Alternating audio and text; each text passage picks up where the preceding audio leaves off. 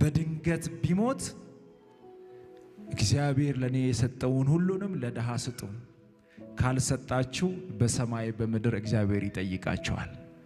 ሆነም እናንተ ምስክሮቼ ናችሁ። እግዚአብሔር ልጄ እፈልግሃለሁ ለሌላ አገልግሎት ብሎ ቢጠራኝ እንኳን እግዚአብሔር ለኔ የሰጠው ሁሉ ለድሃው ይሆናል።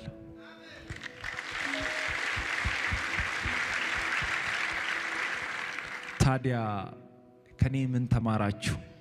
ገንዘብ አለ፣ ስልጣን አለ፣ ስም አለ፣ ሁሉ ነገር የሚቀር ነው።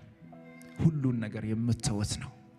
የሆነ ጊዜ ከበድ ብሎ ሲመጣ፣ የሆነ ጊዜ ጫንቋችሁ፣ የሆነ ጊዜ ሁሉ ነገር ተሰብስቦ ሲመጣ ሁሉ ነገር አንድ ይሆናል።